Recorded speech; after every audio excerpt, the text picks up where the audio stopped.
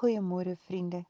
Dit is vandag dag 48 van ons gebedskursus en ons is besig met die borsharnas van geregtigheid. Meer spesifiek dan kyk ons na die steen van die stam van Levi wat binne in hierdie borsharnas was. Nou, ons het nou tot die slotsom gekom dat hierdie steen, hierdie rooi steen was dan nou die granaatsteen gewees. En ons het 'n bietjie gekyk wat die belangrikheid van granate in die Bybel is. Ons het gekyk na die klein gemaakte granaatjies wat onderaan die priester se soem gehang het.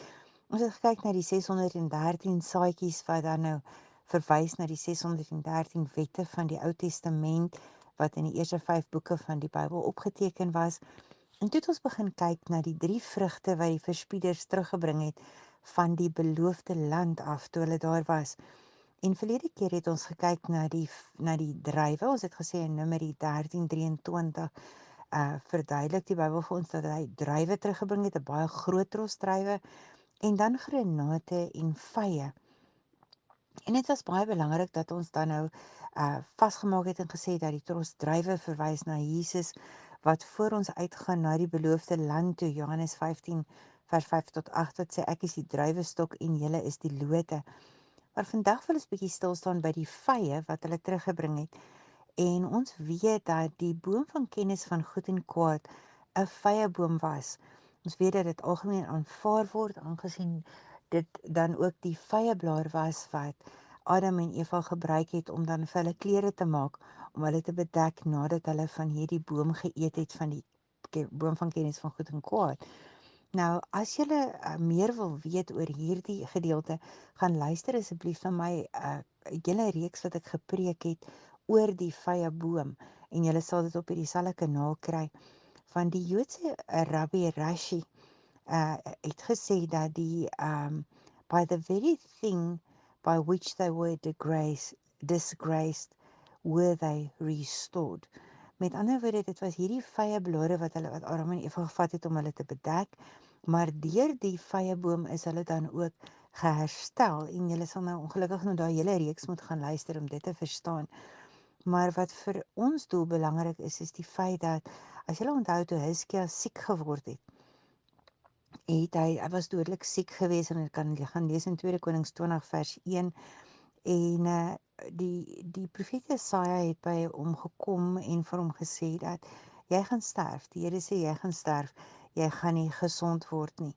Maar hierdie vye het dan nou genesende eienskappe gehad. Want as ons verder lees, dan sien ons in 2 Konings 20 vers 2 tot 6, en toe Hizkia dit hoor, het hy sy gesig na die muur toe gedraai en tot die Here gebid en gesê, o Here, onthou tog hoe ek altyd probeer het om aan U getrou te bly en om dit te doen wat vir U reg is. En daarna het Hizkia in trane uitgebars en bitterlik gehuil. Vers 4 sê, en Jesaja was skaars weg, toe sê die Here vir hom, gaan terug en sê vir Hizkia, die leier van my volk, dit is wat die Here, die God van jou voorvader Dawid sê, ek het jou gebed gehoor en jou trane gesien, en ek sal jou gesond maak. Het is baie interessant dat die Bybel sê, en oor 3 dae sal jy uit die bed opstaan en na die tempel van die Here toe gaan, en ek sal nog 15 jaar by jou lewe voeg. Hier sien ons die 3 dae, en ons het ook al daaroor gepraat hoe belangrik dit was in die verwysing van Jesus wat ook 3 dae in die graf was. Maar vir hier, as ons nou verder lees, dan sal ons sien dat 2 Konings 20 vers 7 sê, en toe sê Jesaja vir Hizkia se dienaars, gaan maak 'n pap van die vye, en hulle het dit gedoen en op die sweer gesit, en Hizkia het daarna beter gevoel. Die New Living Translation sê, make an ointment from the figs.